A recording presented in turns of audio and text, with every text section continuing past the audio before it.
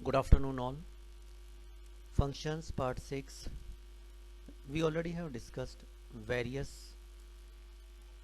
parts, part 1, 2, 3, 4, 5, and various contents regarding functions.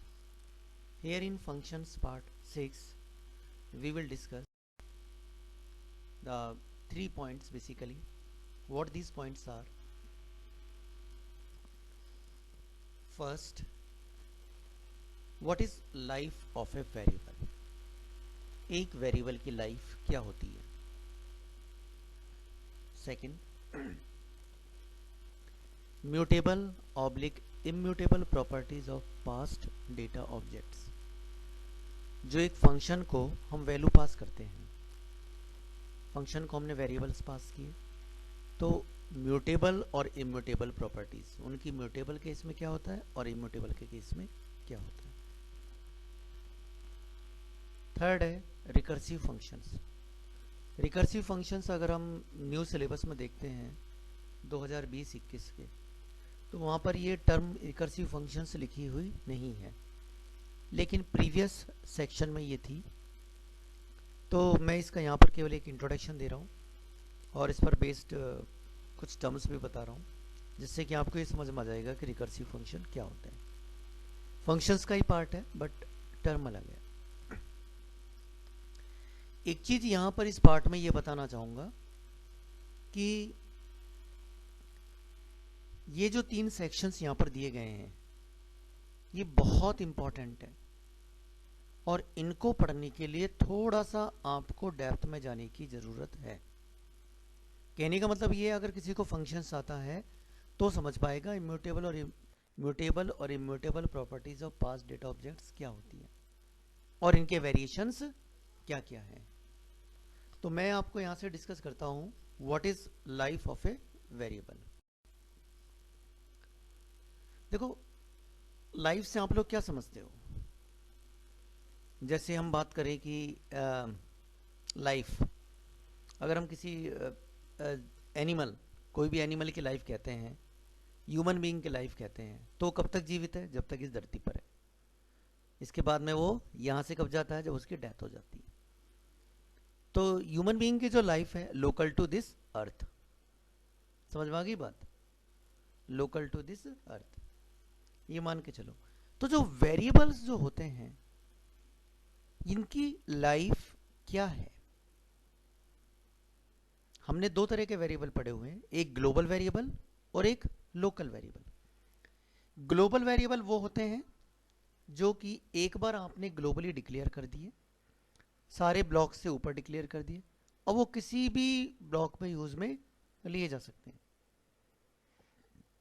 Local variable वो होते हैं जो विद इन ब्लॉक डिक्लेयर होते हैं, जिनका पर्पस लोकल होता है, वो उस लोकल ब्लॉक के अंदर ही काम आते हैं और वहीं वो खत्म हो जाते हैं. तो जो एक ग्लोबल वेरिएबल है, अगर मैं उसकी लाइफ की बात करूं तो वो थ्रू आउट प्रोग्राम जीवित रहता है. जब तक वो प्रोग्राम चल रहा है वो वेरिएबल जीवित है, उसकी लाइफ है. जीवित और मरने का कैसे पता लगेगा? जब डिफाइंड आ रहा है, जब कभी कभी एरर आती है, आपने देखा होगा वेरिएबल इज नॉट डिफाइंड या अनडिफाइंड. अनडिफाइंड मतलब वो है ही नहीं, वो पर्टिकुलर वेरिएबल वहां पर नहीं है, अनडिफाइंड है. समझ में आ गई बात? और डिफाइंड है, इसका मतलब उसकी लाइफ है, लाइफ स्पैन उसका चल रहा है. तो बेसिकली यही है, जब एक वेरिएबल हम डिक्लेयर करते हैं, जब लोकल डिक्लेयर करते हैं तो उसकी life local to that block होती है. जब हम ग्लोबल डिक्लेयर करते हैं तो उसकी life throughout the program global होती है. तो इसी को आगे डिस्कस करते हैं. The lifetime of a variable is the period throughout which the variable exist in the memory. मतलब वेरिएबल कब तक मेमोरी के अंदर एग्जिस्ट है. जब एग्जिस्ट नहीं होगा तो कैसे पता लगेगा? एरर आएगी अनडिफाइंड. जब एग्जिस्ट होगा तो ये वाली एरर नहीं आएगी, और जब एग्जिस्ट नहीं होगा तो एरर आएगी, द वेरिएबल इज अनडिफाइंड. आगे समझ में? तो अगर एक ग्लोबल वेरिएबल है तो उसकी लाइफ ग्लोबल है, through out all blocks all functions. और अगर एक लोकल वेरिएबल है तो उसकी लाइफ लोकल है। आगे समझ में? The lifetime of variables inside a function is as long as the function execute. भाई एक वेरिएबल की लाइफ टाइम, एक इनसाइड ए फंक्शन मतलब फंक्शन के अंदर आपने जो एक लोकल वेरिएबल लिया हुआ है उसकी लाइफ कब तक रहती है? As long as the function execute. जब तक वो फंक्शन एग्जीक्यूट हो रहा है केवल तब तक उसकी लाइफ रहती है। जैसे ही कंट्रोल उस फंक्शन से बाहर आएगा, जब रिटर्न स्टेटमेंट आ जाती है या बिना रिटर्न स्टेटमेंट के भी जब कंट्रोल फंक्शन से बाहर आ जाता है, उस केस में उस फंक्शन के जितने भी वेरिएबल्स है वो अनडिफाइंड हो जाएंगे। आगे समझ में? लेकिन अगर एक ग्लोबल वेरिएबल है हमने डिक्लेयर किया हुआ है और उसके बाद में कंट्रोल किसी फंक्शन के अंदर चला जाता है तो वहां पर भी वो ग्लोबल वेरिएबल जीवित रहता है, वहां भी उसकी लाइफ रहती है। Next point, they are destroyed once we return from the function. जैसे ही हम फंक्शन से रिटर्न होते हैं वो अनडिफाइंड हो जाते हैं। अनडिफाइंड होना मतलब डेस्ट्रॉयड हो जाना। Hence, a function does not remember the value of a variable from its previous calls. इसको समझने की बात है। A function does not remember the value of a variable from its previous calls. From its previous calls. एक example देता हूं। जैसे suppose आपने कोई फंक्शन बनाया, ठीक है, और वो पर्टिकुलर फंक्शन एक वेरिएबल की वैल्यू, उसके अंदर लोकल वेरिएबल है कैपिटल A, और उसकी वैल्यू आपने कर दी वहां पर a इक्वल 5, और उसके बाद में आपने लिख दिया a इक्वल a प्लस 1। ठीक है, आपने नहीं पहले a की वैल्यू 5 की, फिर प्रिंट कर दिया a को, और फिर उसके बाद में इंक्रीज कर दी उसकी value a equal a plus 1। तो 5 से वैल्यू क्या हो गई? 6। आगे समझ में? अब वहां से एक बार हमने उस फंक्शन को कॉल किया, कॉल करने के बाद में हम वापस आ गए, कॉल करने के बाद में हम क्या आ गए? वापस आ गए। उसके बाद में उस फंक्शन को दोबारा कॉल किया, तो जो पहले वैल्यू थी वेरिएबल a की वैल्यू क्या हो चुकी थी? 6 हो चुकी थी। तो क्या वैल्यू वही 6 अभी भी रहेगी? नो, अब उस वेरिएबल की वैल्यू 6 नहीं होगी।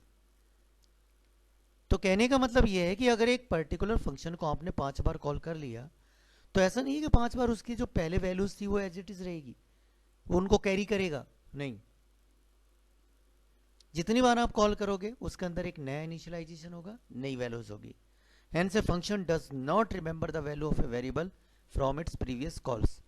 पहले जब उस फंक्शन को कॉल किया गया तो उसके लोकल वेरिएबल्स की वैल्यू क्या थी ये फंक्शन याद नहीं रखता है, does not remember. The lifetime of a global variable is entire program. जब तक वो प्रोग्राम रन हो रहा है complete, that is they lives in memory as long as the entire program running.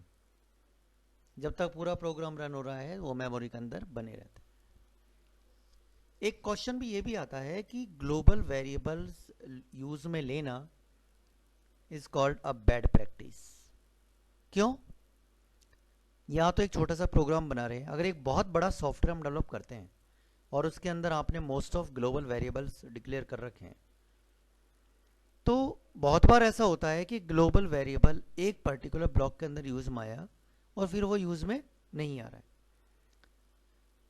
जब ग्लोबल वेरिएबल यूज में नहीं आ रहा है उसके बावजूद भी वो मेमोरी कंज्यूम करके रखेगा। दूसरी बात, आपने जो ग्लोबल वेरिएबल डिक्लेयर कर दिया उस ग्लोबल वेरिएबल के नाम का आप एक लोकल वेरिएबल, उस सेम ग्लोबल वेरिएबल के नाम का एक local variable with global keyword किसी फंक्शन के अंदर नहीं लिख सकते। कहने का मतलब उसके ग्लोबल वर्जन को किसी लोकल फंक्शन के अंदर जब यूज में लेंगे, जब उसको यूज में लेंगे और उसके अंदर चेंजेस करना चाहेंगे तो वो तब तक पॉसिबल नहीं है जब तक आप ग्लोबल कीवर्ड ना लगाएं। समझ में आया? तो ग्लोबल की जो वेरिएबल्स होते हैं उनको यूज में लेना या ग्लोबल वेरिएबल्स डिक्लेयर करना it's not a good practice. ठीक है, क्योंकि वो तब भी मेमोरी के अंदर बने हुए हैं जब यूज में भी नहीं आ रहे हैं। Okay, next point, the lifetime of a local variable is as long as the control exist in the function.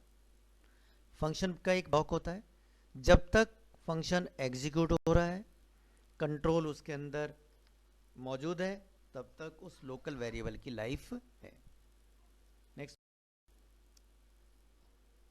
Next point नहीं, नेक्स्ट स्लाइड, इस पर चलते हैं।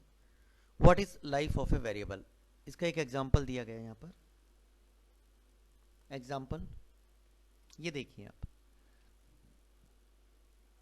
यहाँ पर हम एक हाइलाइटर लेते हैं, लेजर पॉइंटर, आप ये देखो, डेफिनेशन लिखिए, फंक्शन x इक्वल 10, x की वैल्यू 10 है, local variable life local to function, print value inside function, x की वैल्यू क्या प्रिंट हो रही है, x equal 20, global variable life global to function, ये फंक्शन को कॉल किया गया, प्रिंट वैल्यू आउटसाइड फंक्शन। अब आप यहाँ से समझो, सबसे पहले कंट्रोल x इक्वल 20 पर आएगा, 20 जो है x एक ग्लोबल वेरिएबल है जिसकी वैल्यू क्या है 20 है। उसके बाद में फंक्शन कॉल हुआ, कंट्रोल सीधा फंक्शन पर जाएगा, x की वैल्यू 10 हो गई, x की वैल्यू 10 है। ये जो x दिया गया है ये एक लोकल वेरिएबल है, और ये जो x दिया गया है ये एक ग्लोबल वेरिएबल है। दोनों का मेमोरी एलोकेशन अलग है, दोनों अलग अलग मेमोरी को पॉइंट कर रहे हैं, दोनों क्या कर रहे हैं, अलग अलग मेमोरी एड्रेस को पॉइंट कर रहे हैं। ठीक है, अब यहां हमने प्रिंट किया, इसके बाद में x की वैल्यू 10 हो गई, प्रिंट वैल्यू इनसाइड फंक्शन क्या प्रिंट होगी यहां पर 10। 10 क्यों प्रिंट होगी, क्योंकि ये स्टेटमेंट किसके अंदर है, फंक्शन के अंदर है, लोकल फंक्शन एक फंक्शन के अंदर है, तो वो अपने लोकल वेरिएबल को प्रेफरेंस देगा, उसको यूटिलाइज करेगा। इसी तरह से ये ग्लोबल है तो ये ग्लोबल को लेगा, वैल्यू आउटसाइड फंक्शन 20 प्रिंट करेगा। इसके बाद में कंट्रोल वापस यहाँ पर आएगा और ये वैल्यू आउटसाइड इक्वल 20 प्रिंट होगी। इसका आउटपुट देखते हैं हम, वैल्यू इनसाइड फंक्शन 10 आ रही है और वैल्यू आउटसाइड फंक्शन 20 आ रही है। ठीक है, ये सारे फंक्शंस रन किए हुए हैं, चलाए हुए हैं, वहीं से मैंने स्क्रीन कट की हुई है, आप देख सकते हैं एज इट इज आ रहा है। Next, mutable oblique immutable properties of past data objects. देखो, फंक्शन को हम बहुत सारी वैल्यूज पास करते हैं, फंक्शन को हम बहुत सारी वैल्यूज पास करते हैं, तो जो वैल्यूज हम पास करते हैं, वेरिएबल्स जो पास करते हैं, वो या तो म्यूटेबल होंगे या इम्यूटेबल डेटा टाइप्स होंगे। म्यूटेबल कौन कौन से और इम्यूटेबल कौन कौन से हैं हम लोग बहुत अच्छे से जानते हैं, तो यहाँ आगे डिस्कस करते हैं mutable oblique immutable properties of past data objects. To understand this concept, first you must know that in Python almost everything is an object, such as numbers, strings, list, tuples, functions, classes, modules, etc. पहले आप ये समझ जाइए कि Python के अंदर जो भी आप यूज में ले रहे हैं, चाहे वो नंबर है, स्ट्रिंग है, लिस्ट है, टपल्स है, फंक्शंस है, क्लासेस है, मॉड्यूल्स है, ये सब क्या है, ऑब्जेक्ट है, ये सभी ऑब्जेक्ट है। वेरिएबल क्या है, वेरिएबल एक प्रकार का पॉइंटर है। जैसे सपोज मैं आपको बोर्ड पे पढ़ा रहा हूँ, व्हाइट बोर्ड पे पढ़ा रहा हूँ, आपको प्रोजेक्टर के थ्रू पढ़ा रहा हूँ, और मैंने एक स्टिक ली हुई है, स्टिक, वो एक स्टिक आती है जिसको हम पॉइंटर बोलते हैं, मैं दूर से खड़ा होकर के उसको पॉइंट करके बताता हूँ कि ये कंटेंट ये लिखा हुआ है, तो वो पॉइंटर है। पॉइंटर क्या करता है, एक लोकेशन को पॉइंट करता है। वेरिएबल जो नेम है बेसिकली एक पॉइंटर है, जो किसको पॉइंट करता है, उस पर्टिकुलर लोकेशन को, उस एड्रेस को पॉइंट करता है जहां पर वैल्यू स्टोर्ड होती है। अगर मैं लिखता हूं a इक्वल 10, इसका मतलब 10 मेमोरी के अंदर कहीं ना कहीं स्टोर्ड है और a उसको पॉइंट कर रहा है। a क्या है, रेफरेंस है, रेफरेंसर है, एक पॉइंटर है जो मेमोरी के अंदर 10 कहां पर स्टोर्ड है उसको पॉइंट कर रहा है। ठीक है, और ये 10 जो है हम इसे क्या बोल रहे हैं, ये एक ऑब्जेक्ट है। ऑब्जेक्ट क्या होता है, रियल वर्ल्ड एंटिटी, मतलब कोई भी नंबर, स्ट्रिंग, कुछ भी ऐसा जो रियल लाइफ में एग्जिस्ट है उसे हम ऑब्जेक्ट बोलते हैं। पाइथन की बात कर रहे हैं तो यहाँ पर numbers, strings, list, tuples, functions, classes, modules, जितने भी पाइथन के कंटेंट है सभी क्या है, एक ऑब्जेक्ट है। ठीक है, पहली बात हो गई। Python treat all variable as references to the objects. मैंने अभी ये बताया, पाइथन क्या ट्रीट करता है, जितने भी वेरिएबल है वो रेफरेंसेस है, पॉइंटर्स है, जो किसको पॉइंट कर रहे हैं, ऑब्जेक्ट्स को। That is all variables store the memory address of the actual object rather than its value। जितने भी वेरिएबल है वो क्या स्टोर करते हैं, एड्रेस। वो केवल उस पर्टिकुलर वेरिएबल का उस जो वैल्यू जहां पर स्टोर्ड है मेमोरी के अंदर, कहाँ स्टोर्ड है उसका एड्रेस नोट करते हैं, उसको होल्ड करके रखते हैं। एग्जाम्पल देंगे आगे, उससे समझ में आ जाएगा। variables in Python work as pointer। variables in Python work as pointer। variable in Python work as pointer like in C++ and C language। C और C++ लैंग्वेज के अंदर पॉइंटर्स होते हैं, पाइथन के अंदर वेरिएबल उसी तरह से वर्क करते हैं जैसे C और C++ के अंदर पॉइंटर वर्क करता है। They just point to the address और location where value is stored. ये मैंने आपको ऊपर बताया, उसी के अकॉर्डिंग है। Mutable and immutable objects are handled differently in Python. ये समझने की बात है। म्यूटेबल और इम्यूटेबल ऑब्जेक्ट्स जो होते हैं, म्यूटेबल कौन कौन से हैं और इम्यूटेबल कौन कौन से हैं, हमने डिस्कस किया हुआ है कि except list and dictionary all objects are immutable. लेकिन ठीक है, बाकी सब क्या है, इम्यूटेबल। तो हमने ये इम्यूटेबल और म्यूटेबल डेटा टाइप्स पढ़े हुए हैं, इन्हीं को आगे फर्दर डिस्कस करते हैं। ठीक है, तो हमने ये म्यूटेबल और immutable properties of past data objects, इसके बारे में थोड़ा समझ में आ गया कि ये क्या होते हैं। Next, immutable properties of past data objects. Immutable properties क्या है? देखो, इम्यूटेबल क्या होते हैं? इम्यूटेबल वो होते हैं जिनकी वैल्यू को चेंज नहीं किया जा सकता, जिनकी वैल्यू को चेंज नहीं किया जा सकता।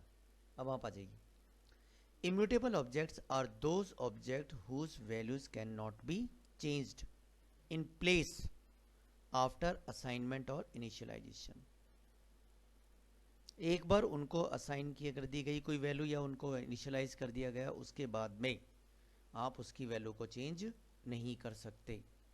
वो क्या है? इम्यूटेबल है। ठीक, they all allocate new memory whenever their value is changed. जैसे हमने लिखा a इक्वल 10 और नेक्स्ट स्टेटमेंट लिखा a इक्वल a प्लस 1, तो ऊपर वाला a इक्वल 10 और a इक्वल a प्लस 1 मतलब 11, जो दोनों वेरिएबल है, इन दोनों वेरिएबल का मेमोरी एलोकेशन अलग अलग होगा, दोनों का अलग अलग एड्रेस होगा। अलग अलग एड्रेस होगा मतलब दोनों अलग अलग एड्रेस को पॉइंट कर रहे होंगे। एग्जाम्पल से समझ में आएगा। When a calling function passed a immutable variable to called function, they are also passed by reference to the function, but due to immutability they much behave like objects copying। क्या मतलब हुआ? जैसे suppose हमने एक immutable variable एक function को पास किया, x की वैल्यू को पास करी हमने, फंक्शन के पास में वो x गया। ठीक है, जो जहां पर मतलब कॉलिंग फंक्शन के अंदर और कॉल्ड फंक्शन के अंदर दोनों के अंदर सेम एड्रेस है उस पर्टिकुलर के लिए, लेकिन अगर आपने उस फंक्शन के अंदर उसके अंदर कोई भी चेंजेस किया तो क्या होगा? Due to immutability they much behave like object कॉपिंग।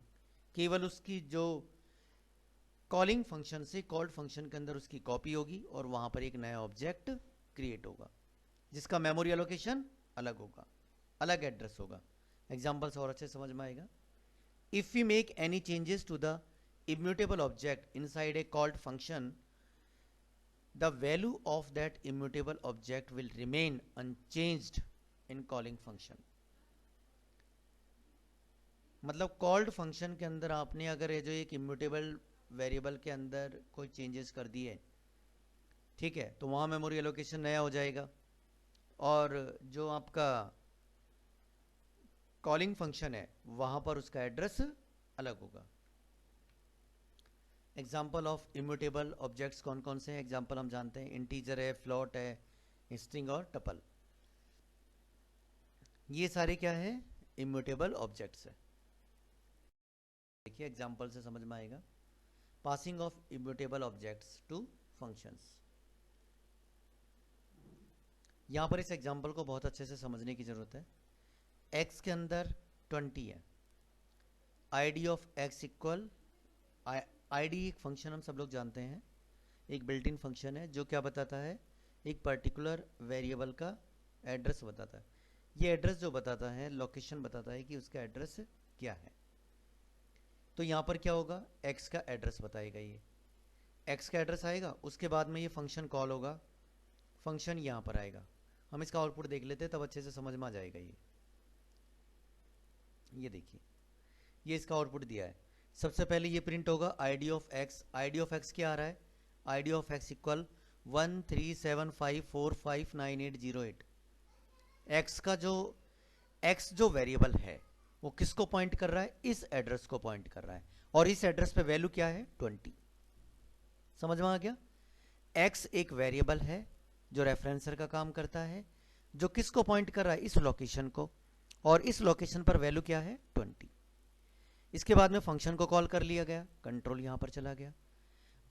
अब a फंक्शन को x पास किया है, तो जब x पास किया है तो यहां पर a के अंदर भी वही एड्रेस होगा जो कि x के अंदर एड्रेस है.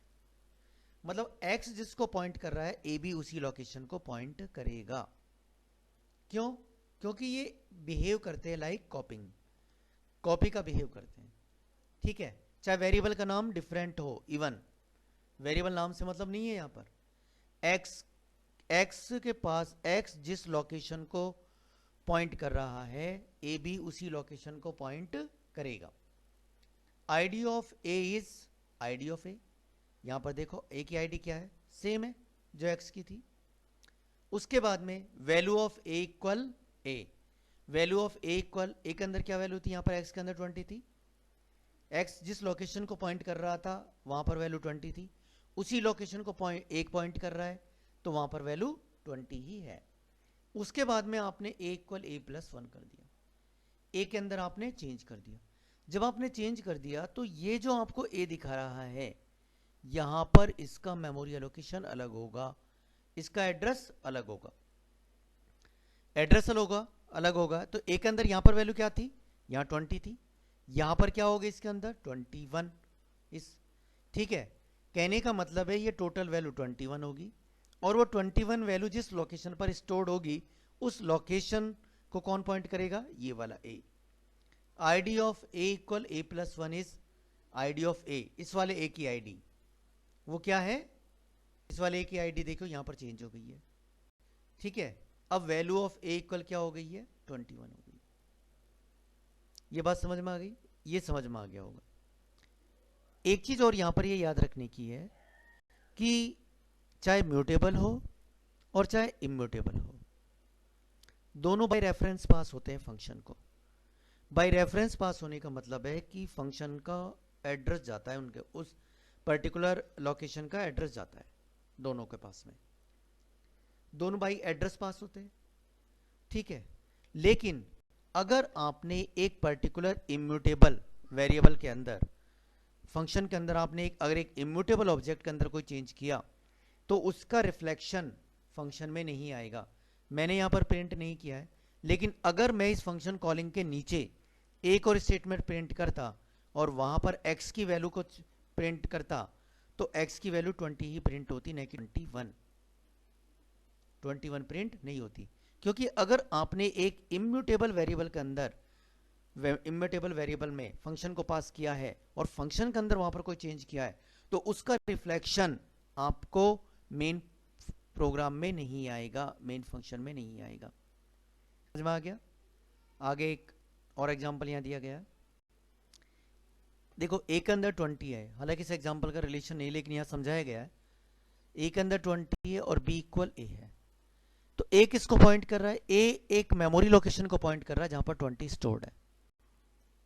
आपने बी इक्वल ए लिखा का मतलब बी और ए दोनों के पास में सेम रेफरेंस है। ए के पास जो एड्रेस था वही बी को पास हो गया, बी भी उसको पॉइंट कर रहा है।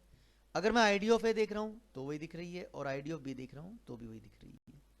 इसी तरह से जब एक फंक्शन को पास करते हैं, यहां पर एक्स को पास किया गया है, तो ये एक्स बिल्कुल उसी तरह कॉपी होता है ए में, जैसे कि यहां पर ये कॉपी हो रहा है, एक्स उसी तरह से यहां पर कॉपी होता है।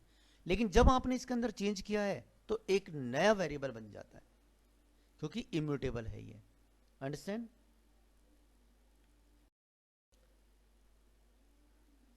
Mutable properties of past data objects. Mutable आप जानते हैं जिनको चेंज किया जा सकता है। Mutable objects are those objects whose values can be changed in place after assignment oblique initialization. Initialization और असाइनमेंट के बाद भी उनकी वैल्यू को चेंज किया जा सकता है। When a calling function passed a mutable variable to called function, they are also passed by reference to the called function. Means if any changes made to the mutable object by called function, they are also reflect in calling functions mutable object. हमने पहले एक example दिया था, x एक immutable object है जिसको function को पास किया गया था, वो a के अंदर रिसीव हुआ है, ठीक है, चाहे म्यूटेबल हो या इम्यूटेबल, बाय रेफरेंस पास होते हैं दोनों, ये बात समझ में आ गई है। लेकिन ये कह रहा है कि अगर म्यूटेबल को बाय रेफरेंस पास किया गया है और कॉल्ड फंक्शन ने उसके अंदर कोई चेंजेस किया है, तो उसका रिफ्लेक्शन जो मेन फंक्शन है, जो कॉलिंग फंक्शन है, उसमें भी आएगा। समझ में आ गया? उसका रिफ्लेक्शन उसमें भी आएगा। मैं एक एग्जांपल देता हूं। मेरे पास एक ओरिजिनल डॉक्यूमेंट है और मैं ओरिजिनल डॉक्यूमेंट किसी बच्चे को देता हूं और बोलता हूं कि ये जो इस को प्रिंसिपल सर को दिखा के लेकर जाओ। प्रिंसिपल सर उस पर कोई साइन कर देते हैं, प्रिंसिपल सर उस पर कोई साइन कर देते हैं, कुछ जो अपनी मर्जी से कुछ लिख देते हैं, और जबकि वो एक ओरिजिनल डॉक्यूमेंट है। तो उस केस में क्या होगा? उस केस में जब आप वो मेरे पास डॉक्यूमेंट लेकर के आएंगे तो वो तो चेंज हो चुका है, वो चेंज हो चुका है।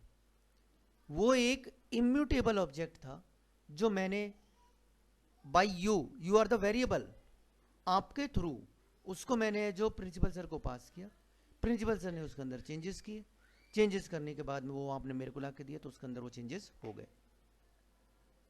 नहीं, वो चेंजेस नहीं हुए, वो इम्यूटेबल है। लेकिन अगर म्यूटेबल है तो वो चेंजेस हो जाएंगे, वो चेंजेस मुझे रिफ्लेक्ट होंगे। लेकिन अगर इम्यूटेबल है तो वो चेंजेस मुझे रिफ्लेक्ट नहीं होंगे। आगे समझ में, थोड़ा सा समझना है इसको। In other words, if the value of a mutable object is changed inside the function block scope, then its value is also changed inside the caller or main block scope regardless of the name of the argument. नाम से कोई लेना देना नहीं है।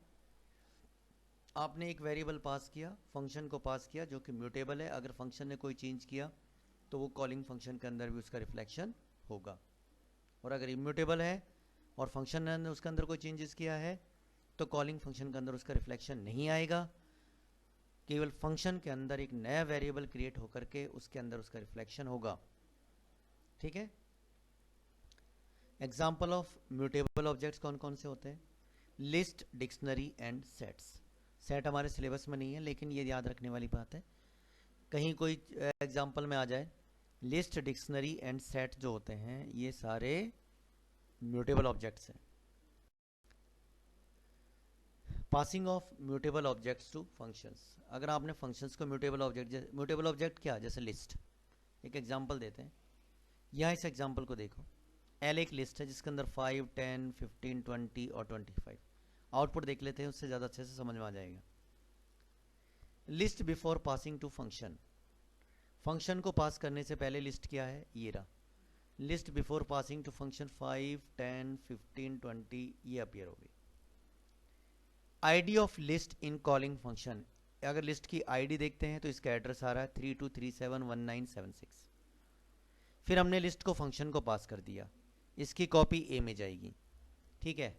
ID of list received, ए के ID of list received, यहाँ पर आईडी ऑफ ए कर लिया तो देखो दोनों सेम आई है, इसका मतलब रेफरेंस पास हुआ है। उसके बाद में ए के अंदर ए लिस्ट को रेफर कर रहा है, ए के अंदर अपेंड किया 30, 35 और 40, केवल ही अपेंड किया है, प्रिंट नहीं किया है, कुछ नहीं किया है। उसके बाद में जब ये यहाँ पर ओवर हो गया, कंट्रोल वापस आ जाएगा जहाँ से कॉल किया गया था, यहाँ पर आ गया। उसके बाद में प्रिंट क्या हो रहा है, list after passing to function क्या आ रही है, एल। एल के अंदर क्या हो गया था, लिस्ट ये थी 5, 10, 15, 20, 25 और 3 वैल्यू और ऐड हो गई, तो 5, 10, 15, 20, 25, 30, 35 एंड 40 ये सारी आ गई, समझ में आ गया। तो ये है म्यूटेबल और इम्यूटेबल ऑब्जेक्टिव फंक्शंस। नेक्स्ट हम बात करते हैं रिकर्सिव फंक्शंस। रिकर्सिव फंक्शंस क्या होते हैं, when a function calls itself such functions are called recursive functions and this process is called recursion.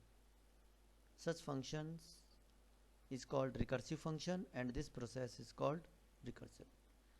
जब एक फंक्शन अपने आप को कॉल करता है, अगर मैं अपने आप को फंक्शन मानूं तो क्या हम अपने आप को कॉल करते हैं, कभी कभी एनालाइज करते हैं अपने आप को, और अपने आप को एनालाइज करने पर हम अपने आप को कॉल करते हैं, समझ में आ गई।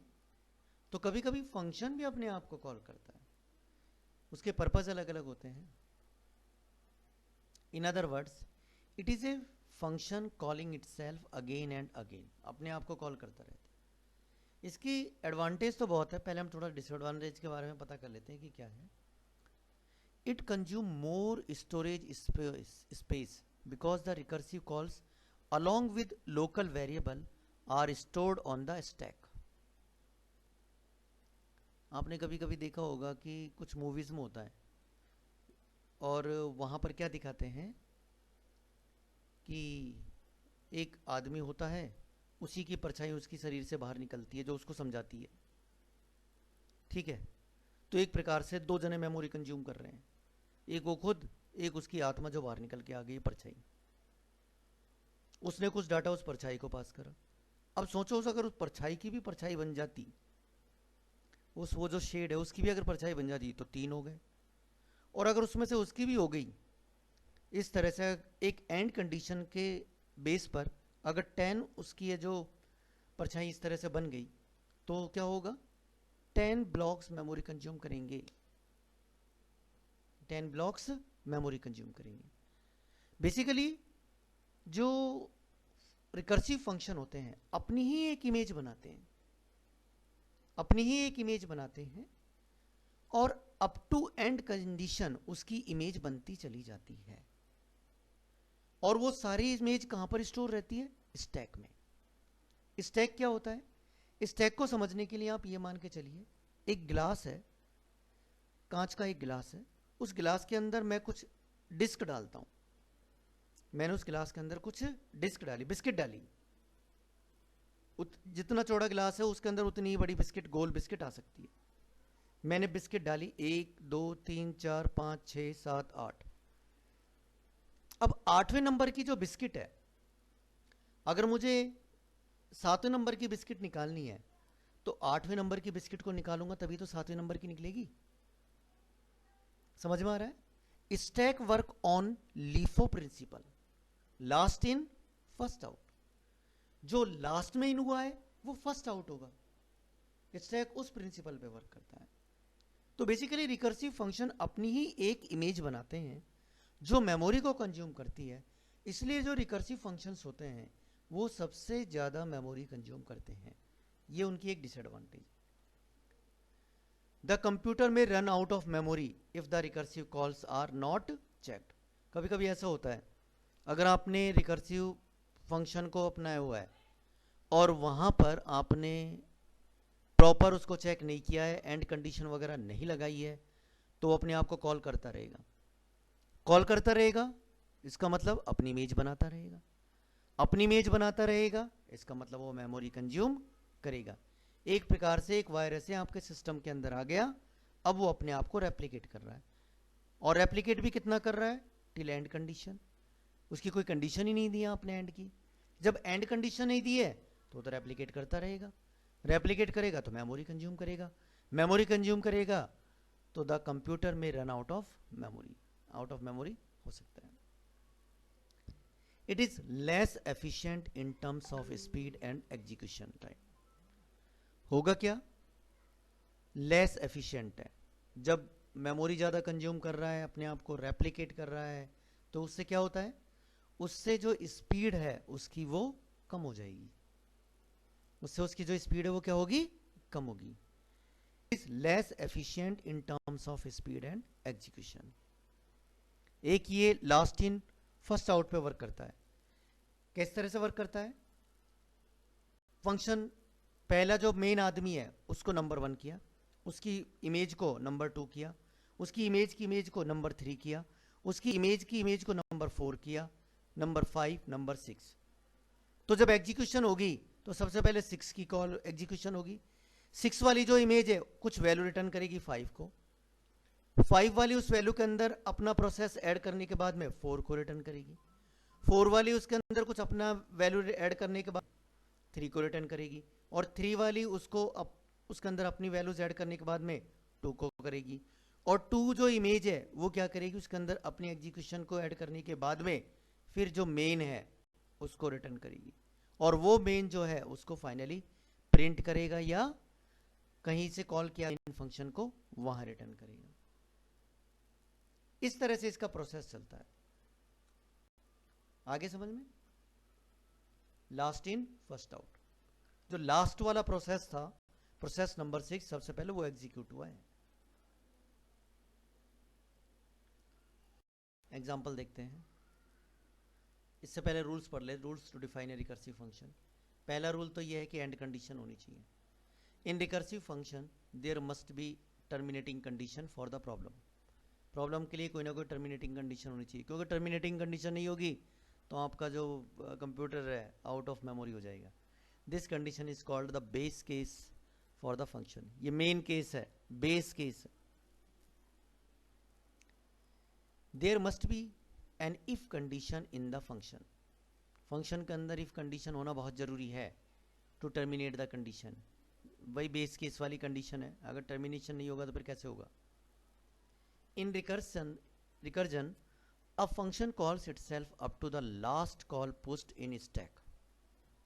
ये जो मैंने आपको बताया था कि एक इमेज से दूसरी इमेज बनी, तो जो मेन है वो सबसे नीचे वाली बिस्किट है, उसकी इमेज उससे ऊपर वाली बिस्किट आ गई, इमेज की इमेज उससे ऊपर वाली आ गई, उसकी इमेज की इमेज उससे ऊपर वाली आ गई, तो कुल मिलाकर के 6 इमेज बन गई। तो सबसे पहले कौन सी एग्जीक्यूट हो रही है, जो फर्स्ट वाली है, जो लास्ट वाली है। जो लास्ट 6 नंबर है, जो टॉप से फर्स्ट दिख रही है और वैसे लास्ट 6 है, वो एग्जीक्यूट हो रही है। So stack it work in last in first out order. Okay, during each recursive call to recursive function the local variable of the recursive function gets different set of values but with the same name. Recursive function में क्या होता है कि जब recursive call होती है तो जो लोकल वेरिएबल है वो क्या करते हैं, gets different set of values. हमें हर बार उसको एक नई वैल्यू मिलती है विद द सेम नेम, उसी नाम से। कैसे, जब हम एग्जांपल समझ में आएगा। Finally the values from the stack popped up. Stack से वैल्यूज पॉप होती है, पॉप्ड अप मतलब बाहर निकालना, बिस्किट बाहर निकाल रहे हैं गिलास से, popped up in leaf order and the result return to main function. और फाइनली लास्ट इमेज से रिटर्न, वो जो मेन इमेज थी, जिसकी इमेज बनी थी, उससे वो कहाँ चला जाता है, मेन फंक्शन को रिजल्ट रिटर्न हो जाता है, जिसको उससे प्रिंट कर दिया जाता है। एग्जांपल देखो, यहाँ पर रिकर्सिव फंक्शन का एक एग्जांपल दिया गया है, x raise to power y का एक एग्जांपल दिया गया है। यहाँ पर a और b, a की वैल्यू को हमने इनपुट लिया एज ए x, यहाँ b की वैल्यू को लिया उसकी पावर y, और फंक्शन को कॉल किया a raise to power b के हिसाब से। a की वैल्यू x में गई, b की वैल्यू y में गई। अब यहां पर कंडीशन दी है y इक्वल इक्वल 1। भाई x raise to power y, suppose 5 की पावर 2 करते हैं तो क्या होता है 5 मल्टीप्लाई बाई 5, 5 मल्टीप्लाई बाई 5। तो जो y है वो तो ये बता रहा है कि कितनी आनी है, इमेज कितनी बननी है, 1 2 3 4 5, कितनी इमेज बननी है। जब y की वैल्यू 1 होगी तो क्या रिटर्न कर देना है, x को रिटर्न कर देना है। किसको रिटर्न कर देना है, x को। अदरवाइज क्या करना है, x मल्टीप्लाई बाई उसी फंक्शन को कॉल कर लिया गया है और वहां पर x की वैल्यू तो एज इट इज पास हो रही है, y की वैल्यू -1 पास हो गई। a की वैल्यू 5 है और b की वैल्यू क्या है 2 है। सपोज जब a की वैल्यू 5 है और b की वैल्यू 2 है तो a की वैल्यू 5 यहां पर गई, ठीक है, यहां पर 2 आई। y की वैल्यू 2 है, नहीं है, कंट्रोल यहां पर आया, इसकी वैल्यू 5 है, इसकी वैल्यू 5 है और यहां पर पास क्या हो गया, अगेन 5 और 1 पास हो गया, 5 और 1 पास हो गया। नेक्स्ट इमेज को एक इमेज क्रिएट हुई और उसको 5 और 1 पास हो गया क्योंकि y -1 हो गया। अब x की वैल्यू यहां पर आई एज इट इज 5 और y की वैल्यू क्या आई है, यहां पर 1 आई है, ये 1 आई है तो 1 आने पर क्या रिटर्न हो रहा है, x 5 मतलब 5 रिटर्न हो रहा है। 5 कहां पर रिटर्न हुआ, यहां पर, तो 5 मल्टीप्लाई बाई 5 हो गया, मतलब 25 हो गया। 25 रिटर्न कहां हुआ, जहां से इसको कॉल किया गया है वो कहां पर आया, यहां से, यहां क्या आ गया 25, फाइनली रिजल्ट 25 प्रिंट हो गया। यहां मैंने एग्जांपल के अंदर है जो y की वैल्यू 4 की हुई है तो 625 आ रहा है। एक रिकर्सिव फंक्शन का दूसरा एग्जांपल है मल्टीप्लिकेशन का। अगर हम दो वेरिएबल्स की वैल्यू को मल्टीप्लाई कर रहे हैं तो देखो सेम है, a और b है, लेकिन a और b यहां पर मल्टीप्लिकेशन के पॉइंट ऑफ व्यू से है, x और y। अगर मैं 5 मल्टीप्लाई बाई 3 करता हूं, 5 मल्टीप्लाई बाई 3 करता हूं तो क्या मीनिंग होता है इसका, 5 प्लस 5 प्लस 5, इसका मीनिंग ये होता है 5 प्लस 5 प्लस 5। तो x की वैल्यू यहां पर 5 गई है, यहां पर ये 3 गया है। y की वैल्यू क्या है 1 नहीं है, 3 है। तो क्या हुआ, x प्लस मल्टीप्लिकेशन को फिर से कॉल किया गया और क्या किया, पास किया गया 5, 2। फिर से देखा y की वैल्यू 1 है, नहीं है, 2 है। फिर क्या पास, सेम यही होगा और क्या पास होगा वहां पर 5, 1। 3 इमेज बन गई इसकी। पहली इमेज क्या करेगी, 5 को रिटर्न करेगी जो कि सेकंड इमेज के 5 के अंदर प्लस होगा। फिर सेकंड इमेज क्या करेगी, 10 को रिटर्न करेगी जो फर्स्ट मेन इमेज के 5 में प्लस होगा और फाइनली वो रिजल्ट रिटर्न होगा, रिटर्न होकर के आरईएस में आएगा, रिजल्ट हम यहाँ पर प्रिंट कर देंगे। तो ये कहलाता है हमारा रिकर्सिव फंक्शंस। आई होप ये पूरा टॉपिक समझ में आ गया होगा, बहुत इंपॉर्टेंट है, समझने की जरूरत है। Thank you. इसी के साथ में ये हमारा चैप्टर भी ख़त्म हो जाता है। बाकी इस चैप्टर से रिलेटेड कुछ क्वेश्चंस है, मैं इसका एक टेस्ट भी लूँगा, मैंने आपको बता दिया है, वो टेस्ट आपको देना है।